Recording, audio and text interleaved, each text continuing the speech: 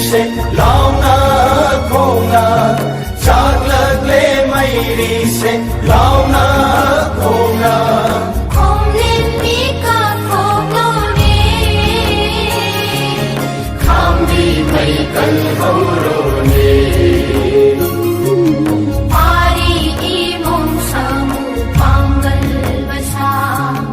pari i mong samu pangal basa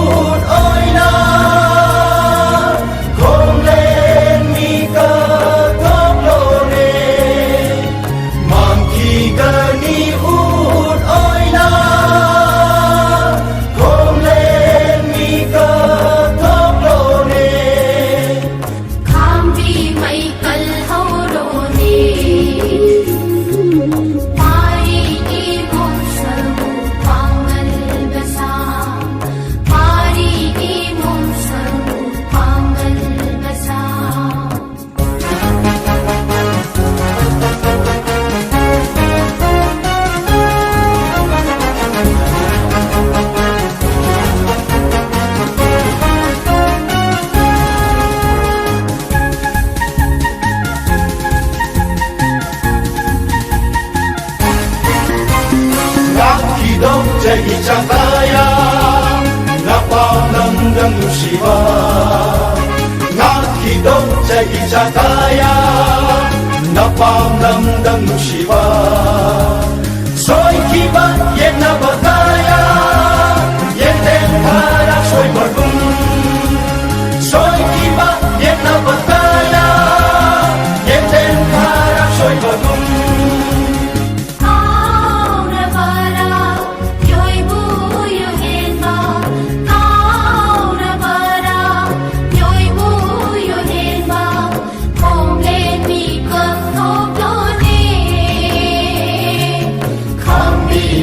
kal ho ro ne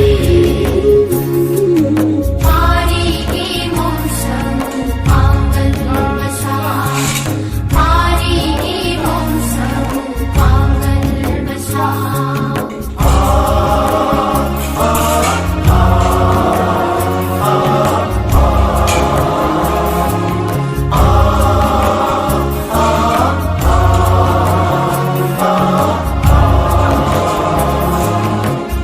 kay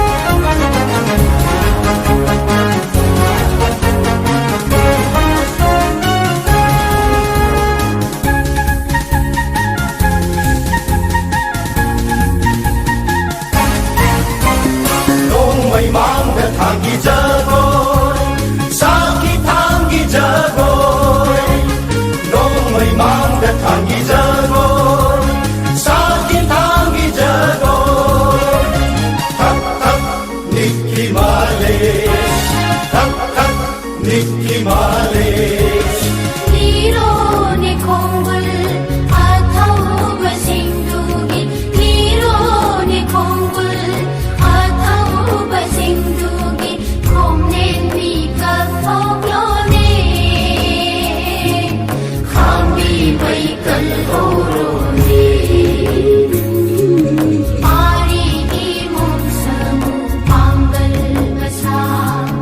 Pari Ki Mumsamu Pangal Basa Na Panglam Dam Khambi Mai Hore Chaklat le mairi se launa khona Chaklat le mairi se launa khona Khomnen Mika Thoklone Khambi Baikal Horone Pari Ki Mumsamu Pangal Basa Pari Ki Mumsamu Pangal Basa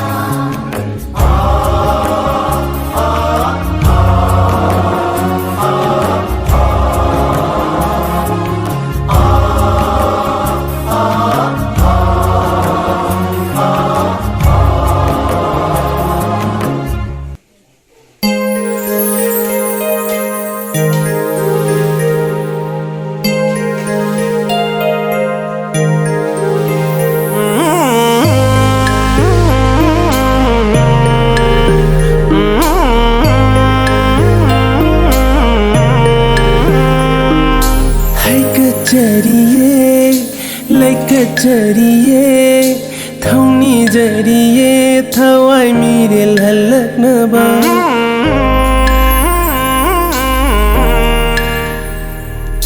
Hai kachariye Lai kachariye Thongni jariye Thawai mirel halaknaba Thawai kathok lamba Iram lokong phat lamba Ningsingduna Hai katam jariye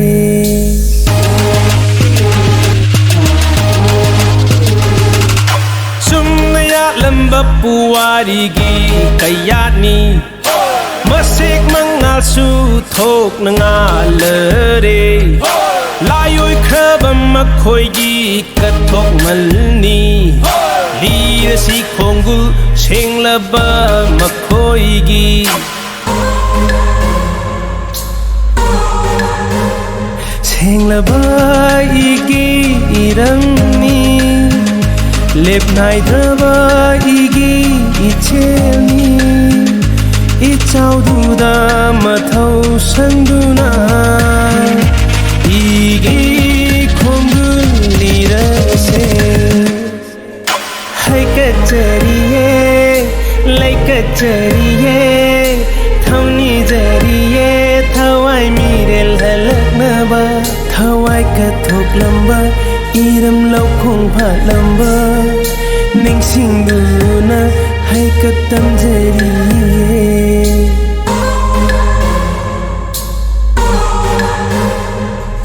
Laksing poram chinaramba Thongna lingjen thagon nage Mayok nage singnarakpa Yayoy na ba thaujal Iri khikpiro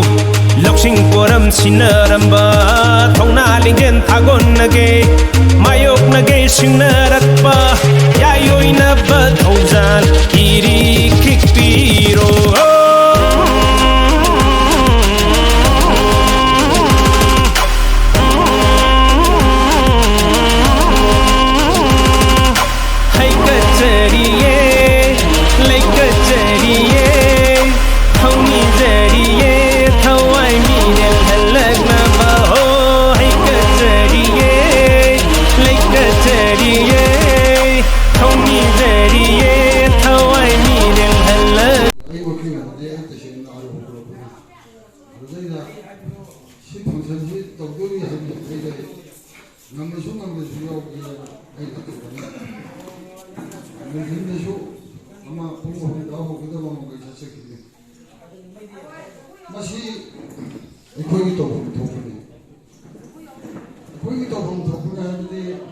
Masa masuk, mana?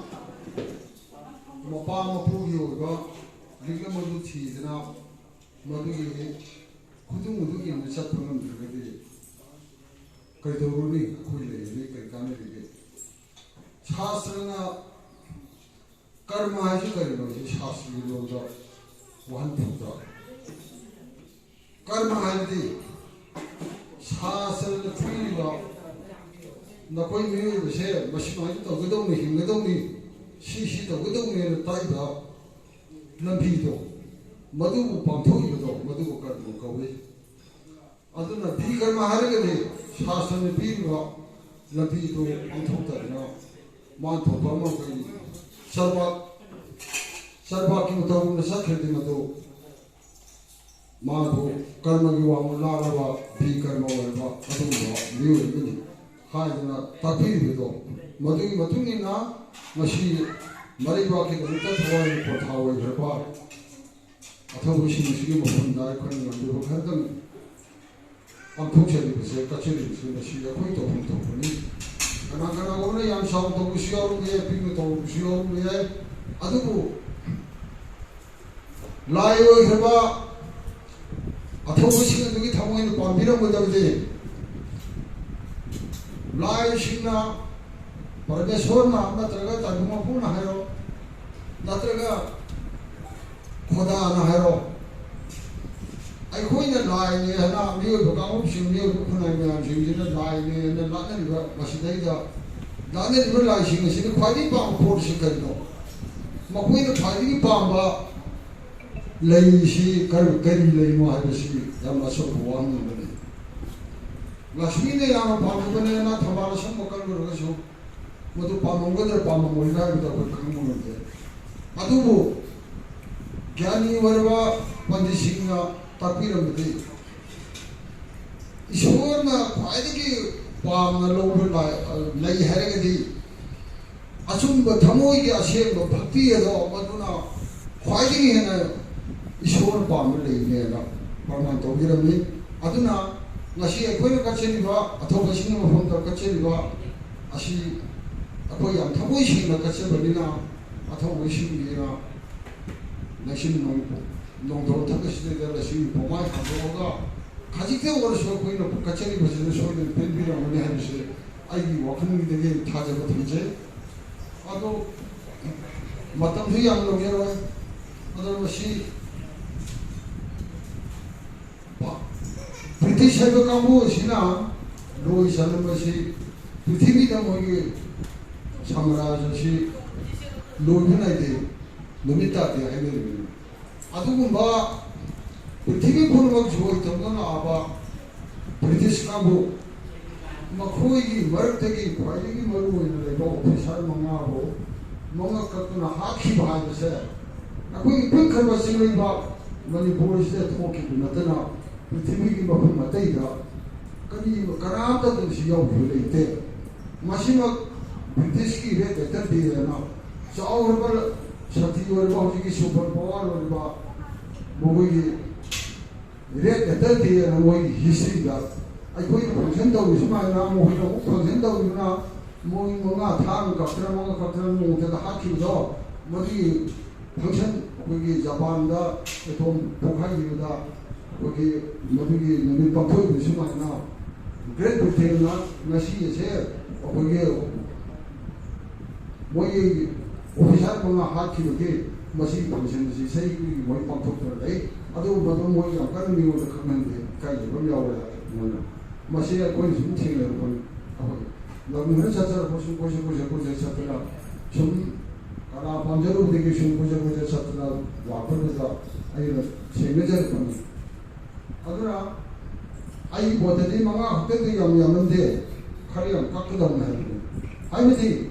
Holi war ꯑꯣꯏꯕ ꯍꯥꯏꯕꯁꯤ ꯈꯪꯅ ꯇꯧꯒꯗꯧꯕꯅꯤ ꯑꯗꯨꯗꯤ ꯅꯠꯇꯅ ꯃꯈꯣꯏꯅ ꯍꯨꯔꯥꯟ ꯂꯥꯟꯅꯥꯗ ꯃꯤꯒꯤ ꯖꯒꯣꯏ Ras ꯀꯛꯉꯩꯗ bomb ꯀꯥꯞꯁꯤꯟꯗꯨꯅ ꯇꯧꯔꯛꯄꯁꯤ ꯃꯁꯤ ꯌꯥꯝꯅ ꯑꯆꯧꯕ ꯃꯣꯏꯒꯤ ꯃꯔꯥꯜ ꯑꯃꯅꯤ ꯃꯔꯥꯜꯗꯒꯤ ꯐꯪꯐꯝ ꯊꯣꯛꯄꯅꯤ ꯃꯣꯏꯅ ꯐꯪꯗ꯭ꯔꯤꯗꯣ ꯑꯗꯨꯅ ꯃꯗꯨꯗꯩꯗ ꯑꯩꯈꯣꯏꯅ ꯄ꯭ꯔꯇꯤꯕꯥ ꯇꯧꯐꯝ ꯀꯔꯤꯝ ꯊꯣꯛꯇꯦ ꯃꯈꯣꯏꯕꯨ ꯍꯧꯖꯤꯛꯁꯨ ꯑꯩꯈꯣꯏ ꯆꯩꯐꯝ ꯊꯣꯛꯏ ꯃꯈꯣꯏꯗꯒꯤ तसेमती जुमराज टिकेंद्र सिन्हा थांगान जेलेना ꯑꯗꯨ ꯃꯇꯝ ꯑꯗꯨꯒꯤ ꯃꯩꯇꯩꯒꯤ ꯁꯅꯥꯄꯣꯟꯒꯤ ꯐꯝꯅꯥꯏꯕꯁꯤꯡꯅ ꯍꯟꯗꯛꯀꯤ ꯂꯥꯟ ꯑꯁꯤ ꯑꯩꯈꯣꯏ ꯁꯣꯏꯗꯅ ꯃꯥꯏꯊꯤꯒꯅꯤ ꯍꯥꯏꯕꯁꯤ ꯈꯪꯅ ꯈꯪꯅ ꯊꯦꯡꯅꯈꯤꯕꯅꯤ ꯀꯔꯤꯒꯤ ꯅꯣꯡꯃ ꯈꯛꯇ ꯑꯣꯏꯔꯁꯨ ꯅꯤꯅꯤ ꯈꯛꯇ ꯑꯣꯏꯔꯁꯨ ꯅꯤꯡꯇꯝꯅ ꯄꯥꯜꯂꯝꯕ ꯑꯗꯨꯒꯨꯝꯕ ꯃꯅꯤꯄꯨꯔꯅꯤ ꯍꯥꯏꯕꯗꯣ ꯃꯗꯨꯒꯤ ꯑꯥꯏꯗꯦꯟꯇꯤꯇꯤ ꯑꯃꯈꯛ ꯅꯔꯩꯕꯥꯛꯀꯤꯗꯃꯛꯇ ꯅꯖꯥꯇꯤꯒꯤꯗꯃꯛꯇ ꯀꯠꯊꯣꯛꯄ ꯇꯝꯍꯧꯕ ꯍꯥꯏꯕ ꯂꯝꯕꯤ ꯑꯗꯨ ꯃꯗꯨ ꯇꯥꯛꯄꯤꯔꯝꯕ ꯃꯗꯨꯒꯤ ꯋꯥꯈꯜ ꯑꯗꯨꯒꯤ ꯃꯗꯨꯒꯤ ꯌꯥꯀꯥꯏ ꯍꯟꯅꯕꯒꯤꯗꯃꯛꯇ ꯇꯉꯥꯏ ꯐꯗꯅ ꯃꯇꯝ ꯑꯗꯨꯗꯩꯗ ꯂꯩꯕꯤꯔꯝꯕ ꯏꯄꯥ ꯏꯄꯨꯁꯤꯡꯅ ꯂꯥꯟ ꯑꯁꯤ ꯊꯦꯡꯅꯕꯤꯈꯤꯕꯅꯤ ꯑꯩꯈꯣꯏ ꯃꯥꯏꯊꯤꯔꯒꯅꯤ ꯍꯥꯏꯕꯗꯤ ꯈꯪꯉꯤ ꯈꯪꯅ ꯈꯪꯅ ꯊꯦꯡꯅꯈꯤꯕꯅꯤ ꯃꯔꯝꯗꯤ ꯇꯧꯐꯝ ꯊꯣꯛꯄ ꯑꯩꯈꯣꯏꯒꯤ ꯇꯧꯖꯕ ꯌꯥꯗꯕ ꯊꯕꯛ ꯑꯣꯏꯅ ꯊꯣꯛꯄꯅꯤꯅ ꯃꯁꯤ ꯊꯦꯡꯅꯈꯤꯕꯅꯤ ꯑꯗꯨ ꯃꯁꯤꯅ ꯌꯥꯝ ꯁꯝꯖꯟꯅ ꯍꯥꯏꯔꯕꯗ ꯑꯩꯈꯣꯏꯅ ꯃꯇꯝ ꯆꯨꯞꯄꯗ ꯑꯩꯈꯣꯏꯅ ꯍꯦꯛ ꯉꯝꯅꯤꯡ ꯃꯈꯩꯒꯤꯗꯤ ꯑꯩꯈꯣꯏꯅ ꯂꯩꯔꯤꯕ ꯃꯈꯩꯗꯤ ꯍꯥꯏꯔꯤꯕ ꯑꯊꯧꯕꯁꯤꯡ ꯑꯁꯤ ꯃꯐꯝꯗ ꯑꯩꯈꯣꯏꯅ ꯑꯐꯤꯅꯗꯟ ꯀꯠꯆꯐꯝ ꯊꯣꯛꯏ ꯑꯩꯈꯣꯏꯅ ꯃꯇꯝ ꯆꯨꯞꯄꯃꯛꯇ ꯑꯩꯈꯣꯏ ꯑꯁꯤ ꯃꯈꯣꯏꯕꯨ ꯅꯤꯡꯁꯤꯡꯐꯝ ꯊꯣꯛꯏ ꯑꯗꯨꯕꯨ ꯌꯥꯝꯅ ꯂꯥꯏꯕꯛ ꯊꯤꯕꯗꯤ ꯍꯧꯖꯤꯛꯁꯦ ꯃꯅꯤꯄꯨꯔꯒꯤ ꯍꯤꯁꯇ꯭ꯔꯤ ꯂꯩꯇꯦ ꯃꯅꯤꯄꯨꯔꯒꯤ ꯄꯨꯋꯥꯔꯤ ꯍꯥꯏꯕꯁꯦ ꯂꯩꯇꯦ ꯑꯗꯨꯅ ꯃꯁꯤ ꯖꯦꯅꯔꯦꯜ ꯑꯦꯗꯨꯀꯦꯁꯟꯗ ꯃꯁꯤꯒꯨꯝꯕ ꯃꯌꯥꯝ ꯑꯁꯤ ꯍꯤꯁꯇ꯭ꯔꯤꯒꯤ ꯁꯔꯨꯛꯁꯤꯡ ꯑꯁꯤ ꯍꯥꯞꯅꯕ ꯑꯗꯨꯅ ꯐꯨꯡꯒꯥ ꯋꯥꯔꯤ ꯃꯆꯤꯟ ꯋꯥꯔꯤ ꯑꯣꯏꯅ ꯑꯣꯔꯦꯜ ꯍꯤꯁꯇ꯭ꯔꯤ ꯑꯣꯏꯅ ꯂꯩꯇꯅꯕ ꯑꯩꯈꯣꯏꯒꯤ ꯊꯧꯗꯣꯛ ꯃꯌꯥꯝꯁꯤꯡ ꯑꯁꯤ ꯅꯨꯡꯗꯥꯡꯗ ꯄꯥꯈꯪꯕꯗꯒꯤꯅ ꯐꯖꯅ ꯍꯧꯔꯛ ꯐꯥꯎꯒꯤ ꯄꯔꯤꯡ ꯑꯁꯤ ꯐꯖꯅ ꯁꯦꯝꯕ ꯏꯇꯤꯍꯥꯁ ꯑꯃꯈꯛ ꯑꯩꯈꯣꯏꯒꯤ ꯍꯣꯠꯅꯔꯤꯕ ꯏꯆꯥ ꯏꯁꯨ ꯃꯌꯥꯝꯁꯤꯗꯩꯗ ꯈꯪꯍꯟꯅꯕꯒꯤ ꯇꯉꯥꯏꯐꯗꯕ ꯂꯩ ꯑꯗꯨ ꯃꯁꯤ ꯀꯔꯤꯒꯤꯅꯣ ꯃꯁꯤ ꯁꯥꯊꯣꯛꯇ ꯊꯝꯃꯤꯁꯦ ꯍꯥꯏꯕꯗꯤ ꯁꯔꯗꯥꯔ ꯚꯜꯂꯚꯚꯥꯏ ꯄꯇꯦꯜꯅ ꯖꯦꯁ ꯍꯣꯁꯄꯤꯇꯥꯜꯗ ꯅꯥꯗꯅ ꯕꯣꯝꯕꯦꯗ ꯅꯥ ꯂꯩꯕ ꯃꯇꯝꯗꯨꯗ ꯃꯥꯁꯤ ꯌꯥꯔꯔꯣꯏꯁꯤ ꯃꯁꯥꯅ ꯈꯪꯍꯟꯕꯗꯨꯅ ꯄꯟꯗꯤꯠ ꯖꯋꯥꯍꯔꯂꯥꯜ ꯅꯦꯍꯔꯨꯕꯨ ꯀꯧꯔꯒ ꯅꯦꯍꯔꯨꯒ ꯋꯥꯔꯤ ꯁꯥꯟꯅꯕ ꯃꯇꯝꯗ ꯚꯥꯔꯠꯀꯤ ꯑꯋꯥꯡ ꯅꯣꯡꯄꯣꯛꯇ ꯈ꯭ꯋꯥꯏꯒꯤ ꯑꯔꯣꯏꯕ ꯕꯣꯔꯗꯔꯗ ꯇ꯭ꯔꯥꯏꯕꯦꯜ ꯅꯠꯇꯕ ꯃꯃꯤꯠ ꯈꯨꯕ ꯃꯅꯥꯇꯣꯟ ꯅꯝꯕ ꯀꯥꯡꯕꯨ ꯑꯃ ꯂꯩꯕꯅꯤ ꯀꯝꯃꯨꯅꯤꯇꯤ ꯑꯃ ꯂꯩꯕꯅꯤ ꯃꯈꯣꯏꯕꯨ ꯀꯩꯗꯧꯕꯗꯁꯨ ꯆꯥꯎꯈꯠꯍꯟꯕ ꯌꯥꯗꯦ ꯀꯔꯤꯒꯨꯝꯕ ꯃꯈꯣꯏꯅ ꯆꯥꯎꯈꯠꯍꯟꯈꯤꯕ ꯍꯦꯛ ꯆꯥꯎꯈꯠꯂꯛꯄ ꯇꯥꯔꯕꯗꯤ ꯚꯥꯔꯠꯀꯤ ꯂꯩꯔꯤꯕ ꯀꯝꯃꯨꯅꯤꯇꯤ ꯄꯨꯝꯅꯃꯛꯁꯤ ꯃꯣꯏꯅ ꯂꯣꯏꯅ ꯉꯝꯒꯗꯧꯅꯤꯀꯣ ꯍꯥꯏꯅ ꯁꯔꯗꯥꯔ ꯚꯜꯂꯚꯚꯥꯏ ꯄꯇꯦꯜꯅ ꯖꯋꯥꯍꯔꯂꯥꯜ ꯅꯦꯍꯔꯨꯗ ꯍꯥꯏꯔꯝꯕ ꯑꯗꯨꯅ ꯚꯥꯔꯠꯀꯤ ꯂꯩꯔꯤꯕ ꯂꯣꯟꯅꯤꯡꯕ ꯔꯥꯖꯅꯤꯇꯤꯒꯤ ꯂꯝꯕꯤꯕ ꯈꯨꯗꯤꯡꯃꯛꯅ ꯃꯗꯨꯒꯤ ꯃꯁꯤ ꯃꯟꯇ꯭ꯔ ꯑꯣꯏꯅ ꯃꯣꯏ ꯆꯤꯟꯐꯥ ꯑꯣꯏꯅ ꯂꯩꯈ꯭ꯔꯦ ꯃꯗꯨꯅ ꯑꯩꯈꯣꯏꯒꯤ ꯚꯥꯔꯤ ꯐꯨꯔꯤꯒꯤ ꯍꯧꯔꯛꯐꯝꯒꯤ ꯑꯣꯏꯕ ꯁꯛꯇꯝꯁꯤꯡ ꯑꯁꯤ ꯈꯪꯍꯟꯗꯅꯕ ꯍꯣꯠꯅꯕ ꯍꯥꯏꯕꯁꯤ ꯃꯣꯏꯒꯤ ꯑꯆꯧꯕ ꯃꯊꯧ ꯑꯃ ꯑꯣꯏꯔꯦ ꯑꯗꯨꯕꯨ ꯍꯧꯖꯤꯛꯇꯤ ꯃꯗꯨ ꯌꯥꯔꯛꯇ꯭ꯔꯦ ꯃꯩꯕꯨ ꯐꯩꯅ ꯀꯨꯞꯄ ꯊꯝꯕ ꯌꯥꯗꯦ ꯃꯩꯒ ꯃꯩꯁꯥꯒ ꯊꯥꯗꯣꯛꯅꯕ ꯌꯥꯗꯦ ꯑꯗꯨꯒꯨꯝꯕꯗꯨꯅ ꯑꯩꯈꯣꯏꯒꯤ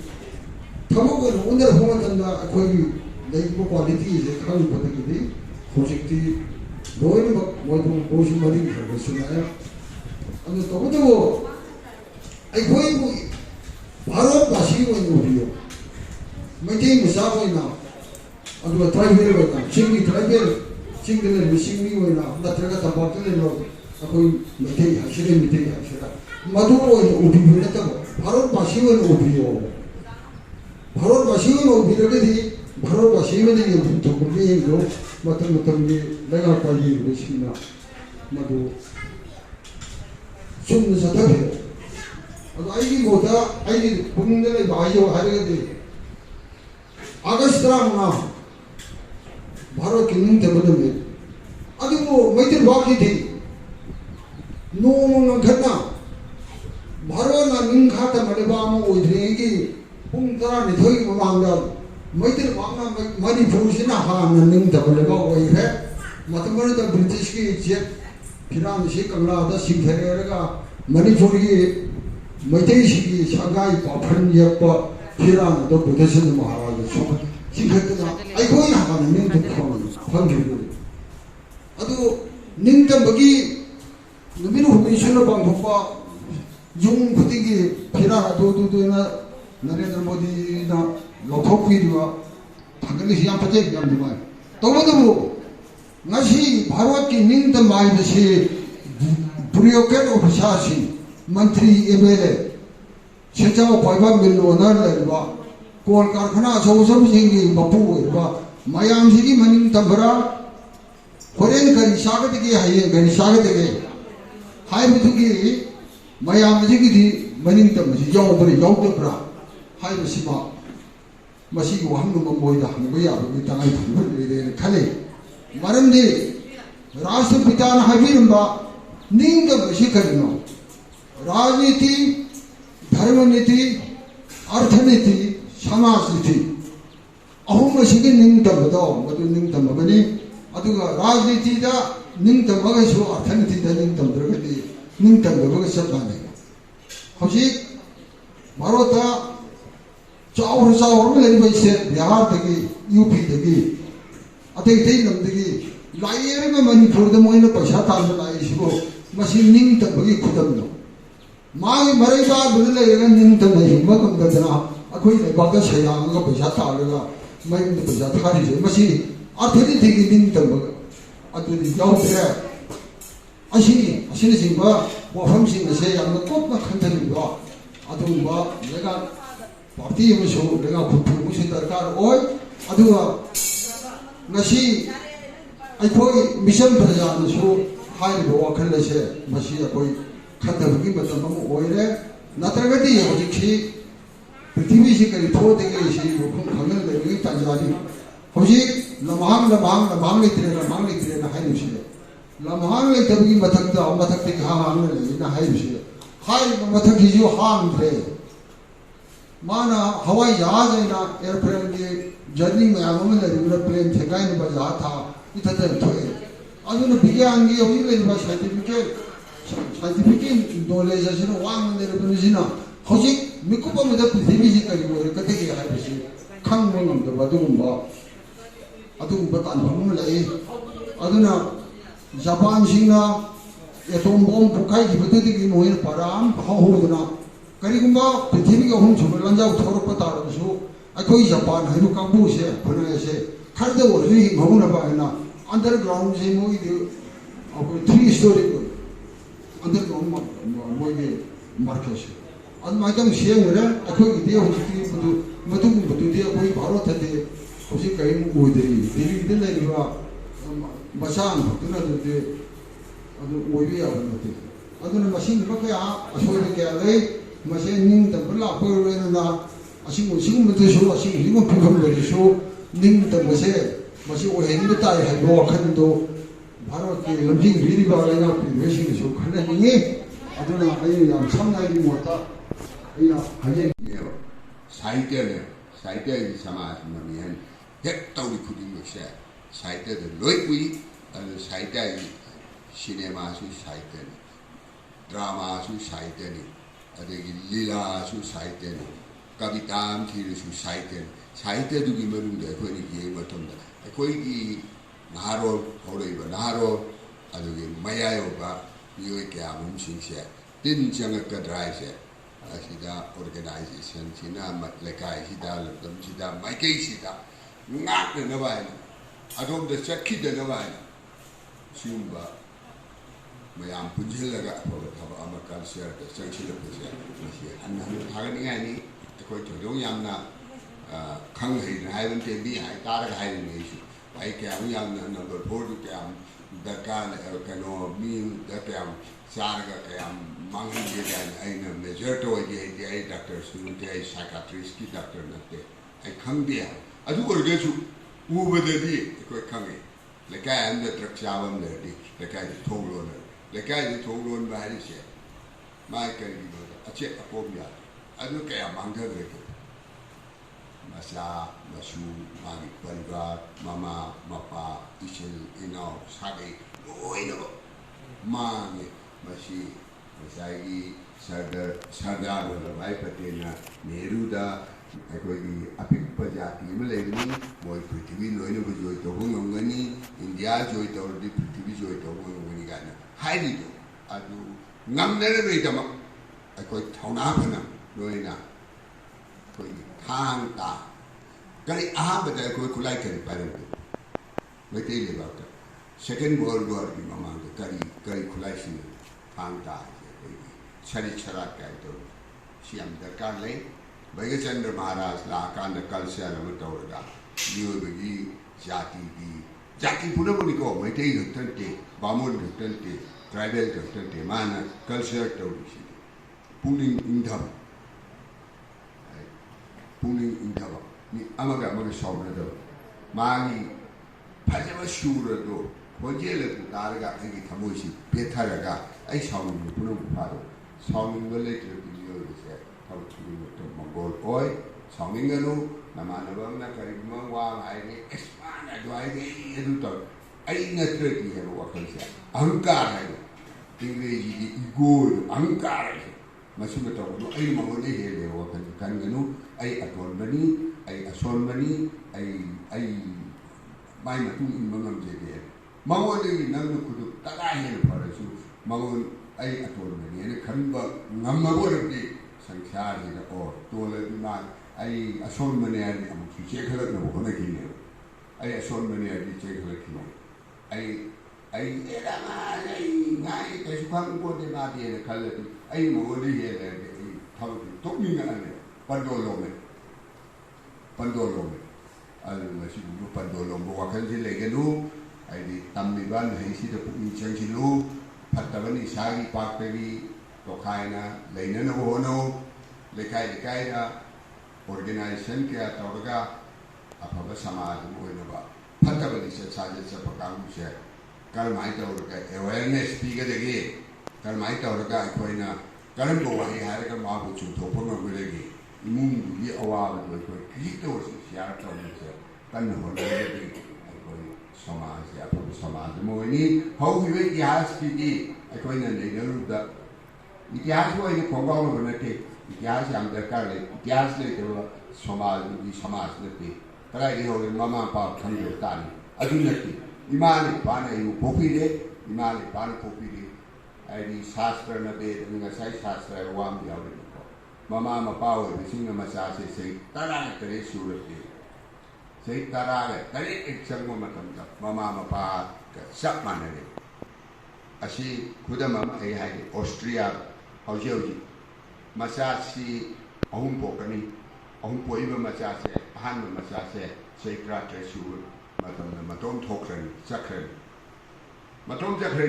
ꯏꯟ ꯑꯦꯅꯤ ꯀꯦꯁꯇ ꯃꯥꯒꯤ ꯇꯣꯉꯥꯟꯕ ꯁꯦꯄꯔꯦꯠ ꯐꯦꯃꯤꯂꯤ ꯑꯃ ꯁꯦꯝꯈ꯭ꯔꯅꯤ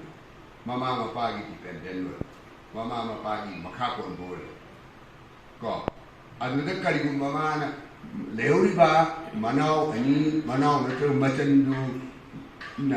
ꯃꯗꯨ ꯌꯣꯛꯏꯕ ꯃꯃꯥ ꯃꯄꯥꯗꯨꯗ ꯃꯥꯅ ꯄꯦꯔꯦꯁꯥꯏꯠ ꯑꯣꯏꯗꯅ ꯎꯇꯥꯡꯕꯤ ꯑꯣꯏꯗꯅ ꯂꯩꯔꯗꯤ ꯃꯥꯕꯨ ꯁꯃꯥꯖꯗꯨꯅ ꯁꯔꯀꯥꯔꯅ ꯀꯔꯤ ꯍꯥꯏꯔꯤꯒꯦꯕꯨ ꯃꯥꯁꯦ ꯃꯔꯟ ꯃꯊꯨꯝ ꯌꯧꯗꯨꯅ ꯂꯩꯕꯅꯤ ꯃꯁꯤ ꯌꯥꯝ ꯆꯥꯎꯈꯠꯇꯕ ꯃꯤꯅꯦ ꯃꯥꯕꯨ ꯈꯟꯗꯣꯛ ꯇꯧꯔꯦ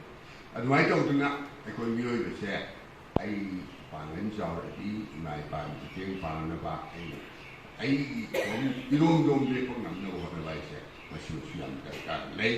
ꯑꯗꯨ ꯃꯤ ꯈꯨꯗꯤꯡꯃꯛꯄꯨ ꯃꯤ ꯑꯃꯅ ꯁꯧꯒꯠꯄ ꯉꯝꯕ ꯄꯣꯠ ꯅꯠꯇꯦ ꯑꯗꯨ ꯁꯧꯒꯠꯄ ꯍꯥꯏꯅ ꯍꯥꯏꯔꯤꯁꯦ ꯀꯃꯥꯏꯅ ꯇꯧꯒꯦ ꯃꯥꯏ ꯀꯦꯔꯦꯛꯇꯔꯒꯤ ꯃꯈꯥ ꯄꯣꯜꯂꯦ ꯑꯗꯒꯤ ꯉꯁꯥꯏ ꯑꯁꯇ꯭ꯔꯤꯌꯥꯒꯤ ꯋꯥꯐꯝꯗꯣ ꯃꯗꯨꯃꯥꯏꯅ ꯇꯧꯅ ꯃꯆꯥꯁꯤꯡꯁꯤ ꯂꯣꯏꯅ ꯃꯥꯏ ꯆꯍꯤ 13 ꯁꯤ ꯁꯨꯔꯒ ꯃꯄꯥ ꯃꯃꯥꯗꯒꯤ ꯁꯦꯄꯔꯦꯠ ꯇꯧꯈ꯭ꯔꯕ ꯑꯣꯏꯔꯗꯤ ꯃꯄꯥ ꯃꯃꯥꯁꯤ ꯑꯍꯜ ꯑꯣꯏꯔꯦ ꯀꯃꯥꯏꯅ ꯇꯧꯅꯤ ꯃꯃꯥ ꯃꯄꯥꯒꯤ ꯁꯝꯄꯇꯤ ꯂꯧ ꯏꯪꯈꯣꯜ ꯃꯥꯒꯤ ꯂꯩꯔꯤꯕ ꯁꯝꯄꯇꯤ ꯄꯨꯝꯅꯃꯛꯇꯣ ꯁꯔꯀꯥꯔꯅ ꯂꯧꯁꯤꯜꯂꯒ ꯁꯔꯀꯥꯔꯗꯨꯅ ꯃꯃꯥ ꯃꯄꯥꯗꯣ ꯃꯄꯥ ꯃꯃꯥ ꯁꯔꯀꯥꯔꯅ ꯌꯣꯛꯈ꯭ꯔꯅꯤ ꯃꯁꯤꯒꯤ ꯊꯤꯑꯣꯔꯤꯁꯤ ꯂꯩ ꯑꯗꯨꯅꯗꯤ ꯑꯩꯈꯣꯏ ꯃꯤꯑꯣꯏꯕꯁꯦ ꯁꯨꯗ꯭ꯔꯗꯤ ꯅꯣꯝꯗ꯭ꯔꯗꯤ ꯑꯩꯅ ꯏꯁꯥ ꯏꯇꯣꯝꯗ ꯂꯦꯞꯄ ꯉꯝꯖꯗ꯭ꯔꯒꯗꯤ ꯍꯤꯡꯕꯒꯤ ꯀꯥꯟꯅꯕ ꯂꯩꯇꯦ ꯑꯗꯨꯅ ꯌꯥꯝ ꯆꯦꯛꯁꯤꯟꯕ ꯌꯥꯝꯅ ꯀꯩꯅꯣ ꯇꯧꯕ ꯑꯩꯈꯣꯏꯒꯤ ꯋꯥꯈꯜꯁꯤ ꯌꯥꯝ ꯆꯦꯠꯄ ꯋꯥꯈꯜ ꯊꯝꯃꯒ ꯑꯃꯅ ꯑꯐꯕ ꯑꯃ ꯂꯩꯀꯥꯏ ꯑꯃꯗ ꯈꯪꯉꯤ ꯑꯁꯤ ꯑꯉꯥꯡꯁꯤ ꯇꯤꯜꯂꯨꯅꯨ ꯑꯗꯨꯒꯤ ꯃꯤꯗꯨꯅ ꯅꯪꯉꯣꯟꯗ ꯍꯟꯅ ꯍꯧꯔꯁꯨ ꯅꯪꯅ ꯍꯥꯏꯕꯗꯨ ꯑꯩ ꯁꯤꯒꯨꯝꯕ ꯂꯩ ꯊꯩꯗꯣꯛꯑꯒ ꯁꯨꯝ ꯑꯍꯨꯝꯂꯛ ꯊꯩꯗꯣꯛꯑꯗꯤ ꯃꯥ ꯂꯥꯛꯑꯔꯣꯏ ꯁꯨꯃꯥꯏꯅ ꯇꯧꯅ ꯅꯣꯏ ꯅꯁꯥꯁꯤ ꯉꯥꯛꯅ ꯍꯣꯠꯅꯧ ꯑꯗꯨꯒ ꯂꯥꯏꯑꯣꯏꯈ꯭ꯔꯕ ꯑꯍꯜ ꯂꯃꯟ ꯑꯩꯈꯣꯏꯒꯤ ꯊꯪꯒꯥꯜ ꯖꯦꯅꯔꯦꯜ ꯑꯩꯈꯣꯏ ꯕꯤꯔ ꯇꯤꯀꯦꯟꯗ꯭ꯔꯖꯤ ꯋꯥꯔꯤꯅꯤ ꯃꯁꯤ ꯋꯥꯔꯤꯅꯤ ꯑꯊꯧꯕ ꯑꯃꯒꯤ ꯃꯃꯤꯡꯗ ꯁꯤꯝꯕꯣꯂꯤꯛ ꯍꯥꯏꯕ ꯁꯤꯝꯕꯣꯜꯅꯤ ꯁꯤꯗ ꯍꯟꯅ ꯑꯩꯈꯣꯏꯅ ꯃꯣꯏ ꯇꯧꯅꯤ ꯑꯩꯈꯣꯏꯁꯨ ꯐꯥꯁꯤ ꯇꯧꯔꯣꯒ ꯍꯥꯏꯕꯗꯤ ꯌꯥꯔꯔꯣꯏꯕ ꯃꯇꯝꯗꯨꯁꯨ ꯁꯤꯝꯕꯣꯜ ꯑꯣꯏꯍꯟꯕꯒꯤ ꯋꯥꯅꯤ ꯄꯣꯛꯀꯞ ꯑꯣꯏ ꯑꯗꯨꯒ ꯑꯩ ꯁꯤ ꯈꯛꯇꯪ ꯍꯥꯏꯒꯦ ꯌꯥꯝ ꯅꯨꯡꯉꯥꯏꯖꯩ ꯃꯐꯝꯁꯤꯗ ꯁꯤꯒꯨꯝꯕ ꯑꯩꯈꯣꯏꯒꯤ ꯑꯣꯔꯒꯅꯥꯏꯖꯦꯁꯟ ꯑꯃ ꯏꯟꯁꯇꯤꯇ꯭ꯌꯨꯠ ꯑꯃ ꯂꯤꯡꯉꯒ ꯍꯥꯏꯗꯤ ꯂꯩꯀꯥꯏꯁꯤꯒꯤ ꯅꯠꯇ꯭ꯔꯒ ꯃꯥꯏꯀꯩꯁꯤꯒꯤ ꯅꯍꯥꯔꯣꯜꯁꯤꯡꯕꯨ ꯑꯍꯜ ꯂꯃꯟꯒꯤ ꯈꯨꯗꯨꯡ ꯏꯟꯕ ꯌꯥꯕ ꯃꯍꯩ ꯃꯁꯤꯡ ꯇꯝꯍꯜꯂꯝꯃꯤꯁꯦ Masih hanya tahu cari nasi function juga kembali kita mungkin nanti masih hari saya dulu, koi nasi function juga mari lain, koi nanti moi nak kaya mbak, sida lain itu sih jinak tahu kita beri itu sih tahu, sih nasuan kita, moi di hudung ini, itu tahu kita bu, how kita macam tu sungkan ni don pom, as British like koi di baik buat hati na don tu sunai. Ai di baru सरकार ने कोई वो avoid तो मिले नब्बत ये गाय ने सुखल ले देखो सब कौन भारत सरकार ने सब हम कोई ना तो वक्त kan tak kisia nasi koi tertel lagi skin misina to singi dai shukat padana tana koi di thongna leram basi hunma kuning singboina tawriba function asina kashu khangge thaba aina kidawa kitna ramatan piri basi aidi hawdi yamala bhavani wenana asideng biraiba Bagaimana function di presiden soal biraiba secretary abadi members in baik yang namanya penuh pusu, aina hana nolok nak kai kau bocari, mereka macam segi secretary, ada presiden, macam segi secretary, negeri bersih pusu, aina hana nolok nak kai kau bocari, ID tido hendona, hena kesukang zabanate. Koisi performer ni, section nama lay kumane koisi, bayam nanti lay jauh napang biba, jauh lay kundi lay kita bah, itu bah kesukang deba mani,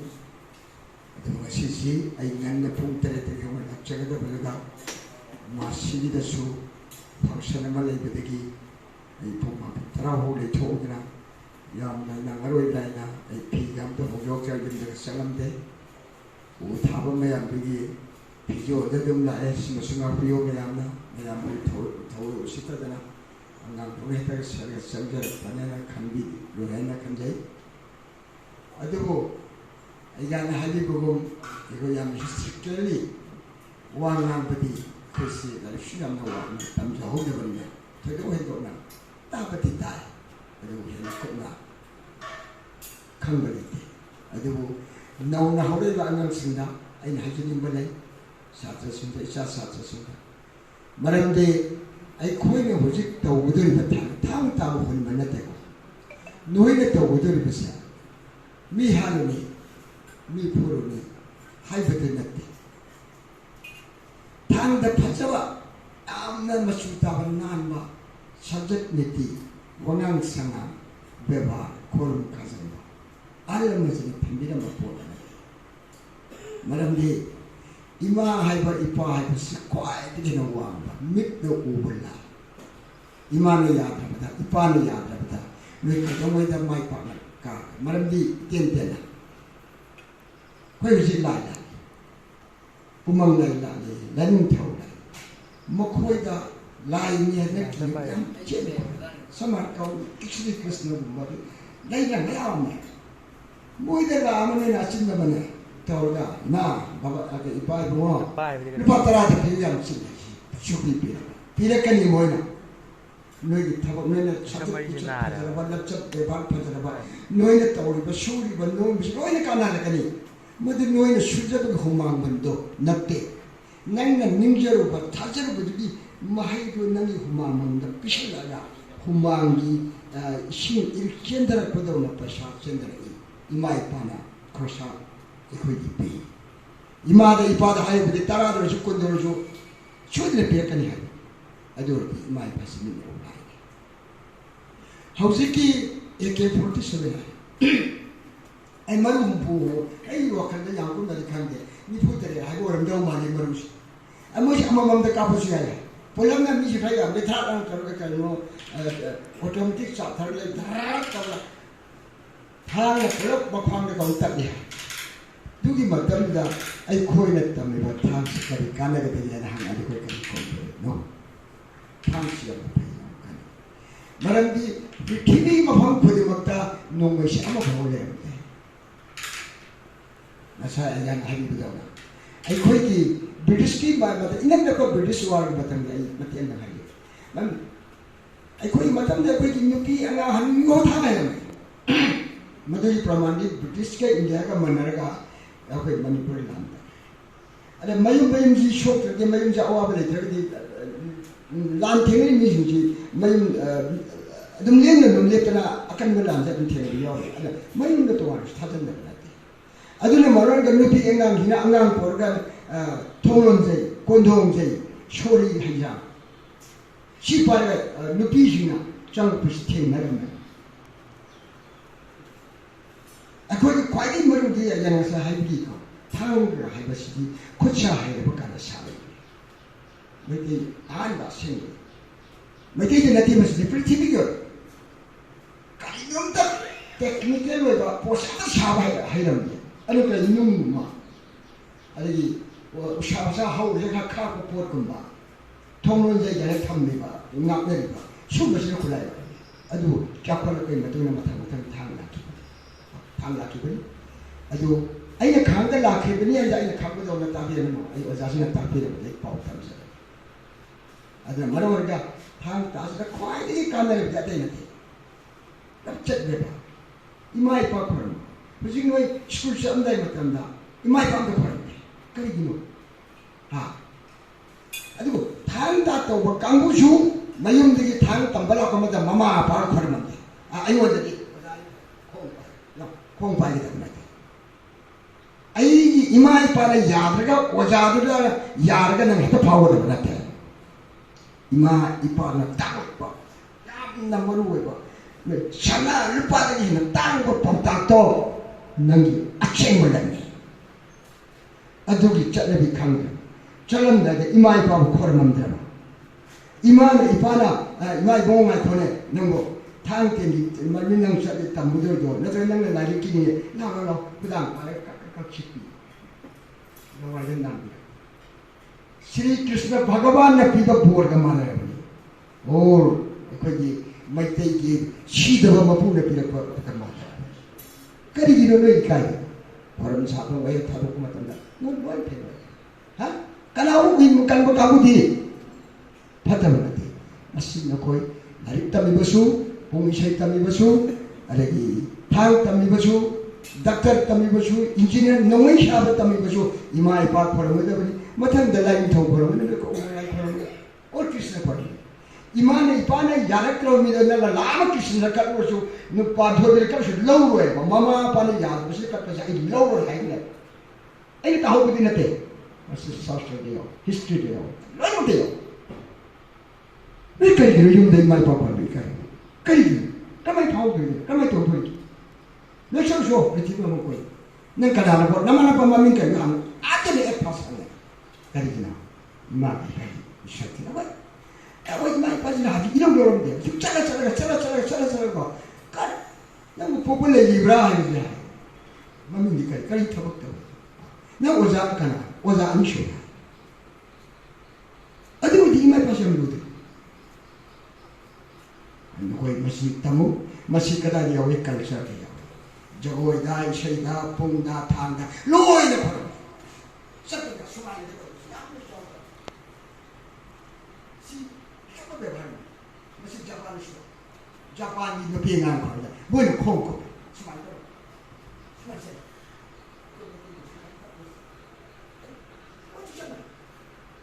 अदु लोय हिने दा बजी school light तम से को uniform मानना बा uniform से कोई मिटिंग थांग का सिदा कोई मणिपुरी असेंग मा मपान कलगदी पारिबा मंत्री मदोरि कोई मतेंग पाबिरगदी एगे एनी स्कूल को मक्ष कोई थांगी पियो सेबे करी कालगे टॉप तमने पृथ्वी ले जो बोल कोई हो कोई या अदु ने कोई मपान कंदे और अबेली पाइनी सरकार पार्लियामेंट्री मंत्री के मोजो अनो ऑपरेशन लोक की कोई मतेंग जाति जी कई मसखानी कल्चर ने खाना कल्चर याम चाव पको लमन याम चाव पको लमनी अदि मसे खारगन कोई नाम जन रख अदना यारगदी mama mapasingnasu any apa dari kawan lagi officer wajib mohon biro secretary director ada wajib mohon biro ada ba cultural secretary agak cultural holi lain ni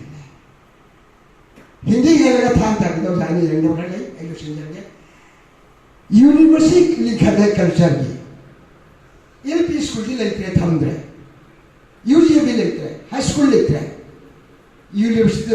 तब वो तब कदाई ना अजो करेगा ला वजाजिंग भी लिखा है हाई वो वजाजिंग जो ताई पर ने MA पास है वो दबे याद है उसी तो चे याम में था तो को मुझे ले आई बाहर जिंदो मुझे temporary वो लगा अधुना तम मेरे पास छात्र जिंदो अधुना वजाने में पाम high school तब तने LP तौर पे university तब में थाम शुभ सकते जगो शुभ सकते पुंग शुभ सकते सिद्धं मशीनी यागदी अखंग एक लंबी रही बा जन हिस्ट्री के लिए खंग बा वजासुना सरकार की मंत्रिमंडल के तीन बा पुंग फाना मरी लेने तीन बा याव है बा इकोने उसे फंगी खरगरा मोइता तक्षण बिना बा हाई बी वन हाई जनिंग अरे मतान सिलुशन कोई अहल मायगाची अदुगा फांग तागी वजाची लोइना मतम कुइना आइगे मतम साना लोइना रपा आइगे त सामिना दना sak khom sa min na pa ai bu chuta pi tam bire do oja ko langa si oja pa chi dai atuki mate ai nungai ro phukje mafam masi dai kure lakche bu chu rajar si bege chale culture foundation ni mai ke di lakche bani adu ko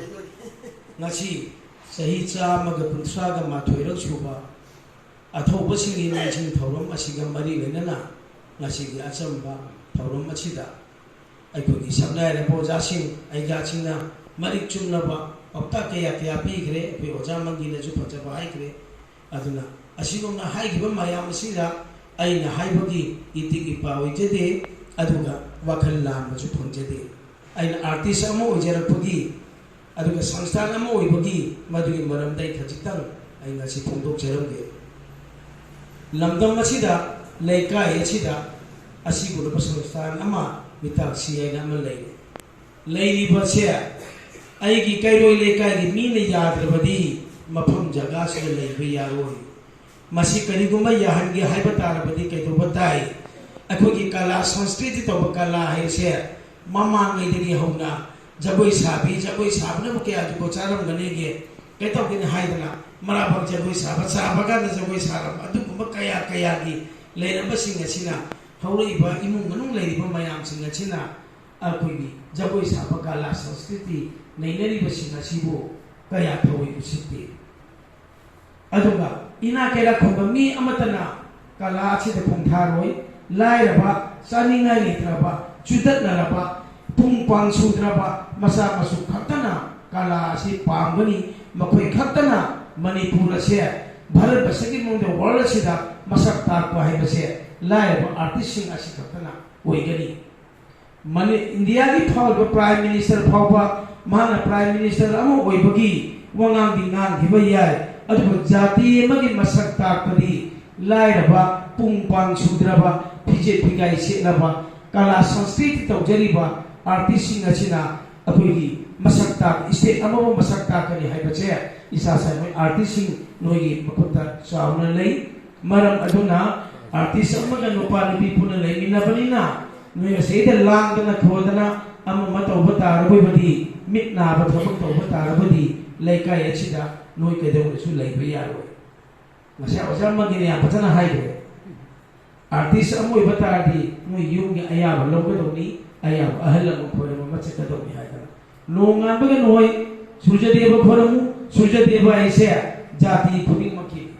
tribal ju yorni christian ju yorni hindu ju noi yorni surjadeva khoramu imai pa khoramu afaba mongol oigani aduda da noibu noina sari bulambi do mai pakani aduga samsara sigida noigi linkhat khibagi noigi foundation bi haibo merangani linkhat khibagi sok tari merangani thaba merangani madu makuthi ema sinda thabu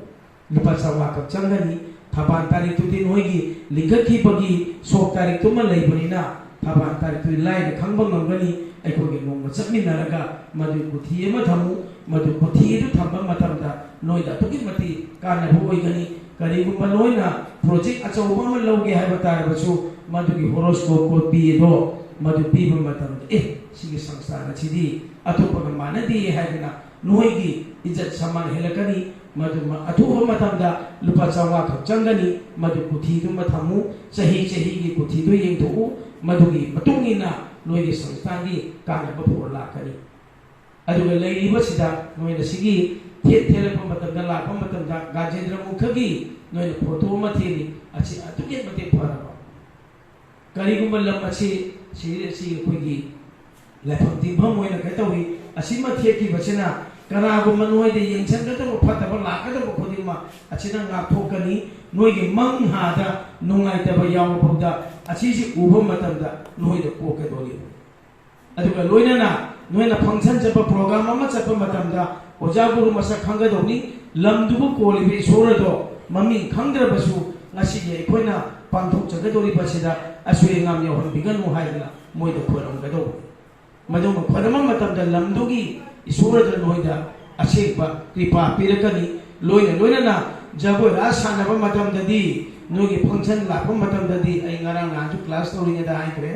madugi matamdudadi noi kari togedagi hai matamda army gi achawa officer mayam gi noi program charapa matamda moi di chinja se tugi mati na sa khangyam macha banina madu noina program hoden sao hai matamda kaidong wanu su madu noi cha नोइना मोइना परीक्षा में येंगबसु याय नोइना हाइगदोबदि होरे अखोइ लोइरगा चागे हौजिते अखोइ जगोइ राशि यावरि बनिना अखोइ मछि चाबा यादे अदु होरे लोइरगा चागे हाइ मतमदे नोइसे मोइना करि खलकये अदुगि मति नोइदे प्रोग्राम ने ससा पे हेलकनी अदुगा प्रोग्राम मछिदि आर्टिस्ट सिदि लैना दिगे न थोली पुचे न्यान थोली पुचे कनबा खुदिम नोइना मक्तुना आर्टिस्ट सिदि यावगदोनि लेबाकी मसक नाय थब खुदिमा नोइना तौरकदोनि हाइबसे मछि मकाउगनु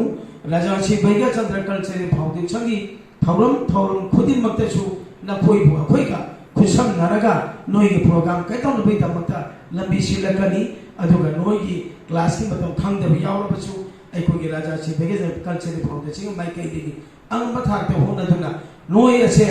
मणिपुर की दमक्ता लेबा अचिगी दमक्ता अचौब मसक नायबा अमा ओइगदौबनि हाइबसे अदुगी इथिंदा नोइ चप चाना लेपु अहल लमन बेबान मसक खंगना तौ ngasai nogi imung manungi ahal laman mayam korong haibdo madu kawba yade asing guru di muini asi hariga ai matang se bechinjo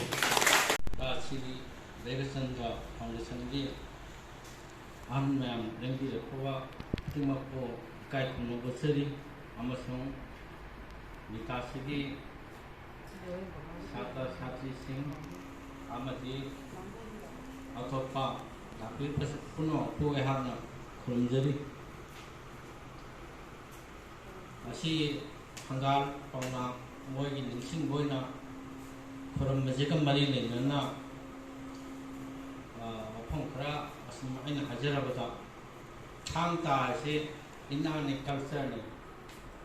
sigi malum kita loina sure yaw se mai pa ta khuramba sumi manaba kha thaba mata thak thangba master chat ke do mayam di thang ta amai se ta loi yaw to ni thang ta culture na khai se degi yam mai khenna lai ti yam matang yuna sum lai re arai sum khanja bada sigi sangsan nita si hai ba sangsan se lekhat ke bi maram di aigi pandamam thok ni jigi angang moi da culture nak se yokhat pai se thang am sum ta bo mai pa da na khala ba yokhat pa mai tai culture se masi mai khanjal na masi ni khakki bani al thang ge tam khom tam da ai du chai am sang na tam jare oja da paisa je kat kartna जान सुवाइन कचद्री नदा हप्ता आम फाफरे न सिदी social दाई कई कर्माम सरकारे पैसा खर पियो नाई नुपी पैसाई मतन थोप नते ꯌꯥꯝꯅ ꯋꯥꯅ ꯇꯝꯖꯈꯤꯕ ꯑꯗꯨꯅ ꯃꯔꯝ ꯑꯣꯏꯔꯒ ꯍꯧꯖꯤꯛꯀꯤ ꯍꯧꯖꯤꯛ ꯂꯩꯖꯔꯤꯕ ꯊꯥꯡ ꯇꯥꯒꯤ ꯁ꯭ꯀꯨꯜ ꯑꯁꯤꯗ ꯂꯩꯔꯤꯕ ꯁꯥꯇ꯭ꯔ ꯑꯃꯁꯨꯡ ꯁꯥꯇ꯭ꯔꯤꯁꯤꯡ ꯑꯁꯤ ꯊꯥꯒꯤ ꯑꯣꯏꯕ ꯄꯩꯁꯥ ꯂꯧꯖꯗꯦ ꯑꯗꯨꯅ ꯃꯔꯝ ꯑꯣꯏꯗꯨꯅ ꯑꯩꯈꯣꯏ ꯄꯩꯁꯥ ꯊꯣꯛꯄꯒꯤ ꯁꯦꯟꯊꯣꯛ ꯂꯥꯏꯟꯁꯤ ꯌꯥꯝ ꯋꯥꯅ ꯂꯩꯖꯕ ꯑꯩꯈꯣꯏ ꯊꯥꯡ ꯇꯥꯒꯤ ꯁꯤꯟꯅꯝꯁꯪꯅꯤ ꯑꯗꯨ ꯏꯅꯥꯁꯤ ꯉꯥꯡꯅ ꯇꯧꯖꯕꯅꯤ ꯑꯩ ꯃꯇꯝꯁꯦ ꯋꯥꯁꯨ ꯀꯌꯥ ꯌꯥꯝ ꯁꯥꯡꯅ ꯉꯥꯡꯖꯔꯣꯏ ꯃꯔꯝꯗꯤ ꯃꯌꯥꯝ ꯑꯍꯜ ꯂꯃꯟ ꯂꯤꯡꯕꯤꯔꯤꯕ ꯃꯌꯥꯝꯁꯤ ꯄꯩꯁꯥꯗꯤ ꯐꯪꯕꯗ ꯍꯦꯟꯂꯤꯅꯤ ꯑꯃꯁꯨꯡ ꯑꯗꯒꯤ ꯖꯒꯣꯏ ꯃꯇꯦꯛ ꯈꯔꯁꯨ ꯇꯧꯔꯤ ꯃꯁꯤ ꯍꯥꯏꯔꯒ ꯃꯌꯥꯝ ꯄꯨꯝꯅꯃꯛꯄꯨ ꯈꯨꯔꯨꯝꯖꯔꯤ